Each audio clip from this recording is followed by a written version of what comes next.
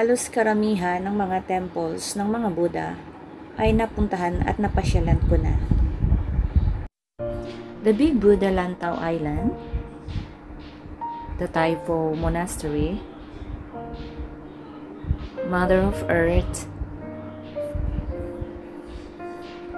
Pushen the Lord of Fire, and over 500 gold arcan statues. At yung pupuntahan kong temples dito sa Repulse Bay ay isa daw ito sa pinakamatandang temples dito. So gusto ko siyang balikan at masilayan muli ang kanyang ganda. Sa side na to is a golf, yung pinaglalaroan ng mga golf.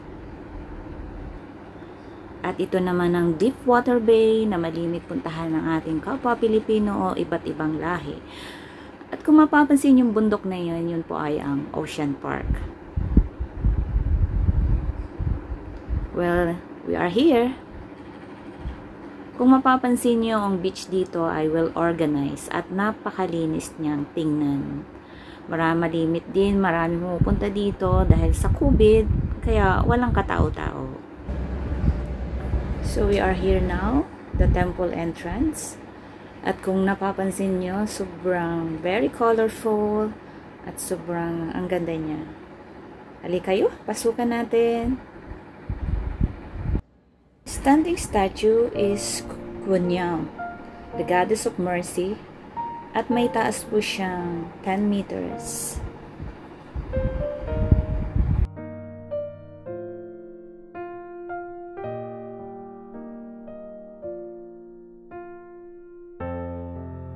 And aside of Kunyang,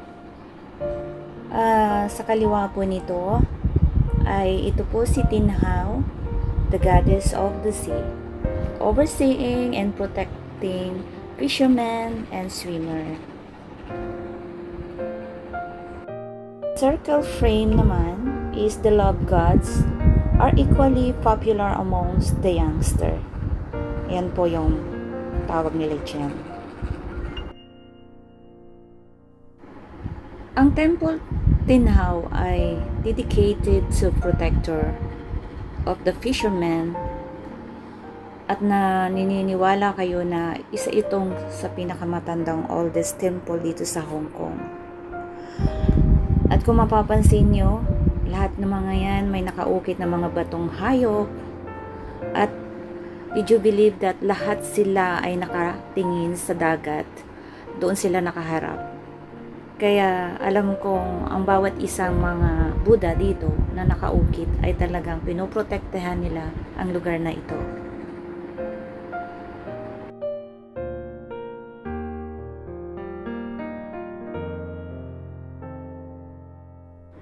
At dito sa temple nito, makikita ninyo ang iba't ibang collection na very colorful na moisak na na-representing ng maraming faults.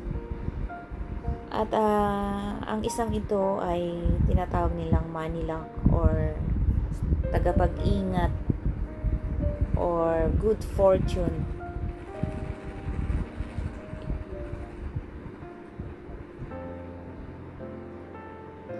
At dito naman sa kabilang ito, dito sila nagpipray at maraming mga taong pumupunta dito para mag-pray sa God nila. At alam kong naniniwala na ang bawat Chinese na talagang nagpipray dito ay natutupad yung mga wish nila.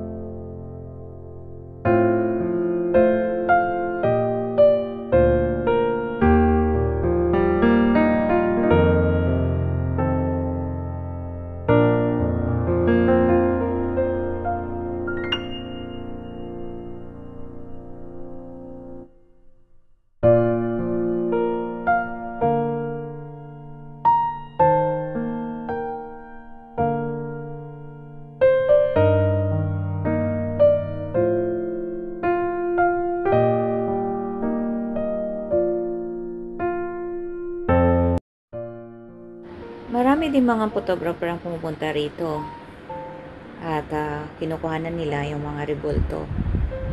Isa na rin ako, kaya ako nagpasyal dito dahil gusto ko rin silang makuhanan ng seryoso, kasi nung pagpunta ko dito nung nakaraan, hindi masyadong ako interesado.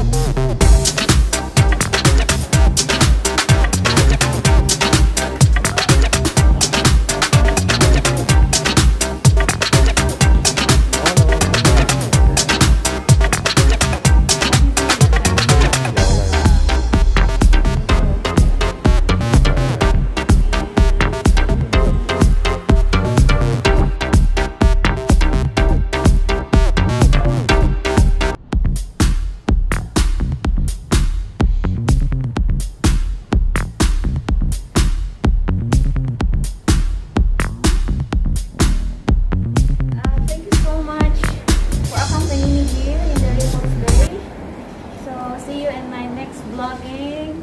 Please subscribe and like in my YouTube channel. Goodbye.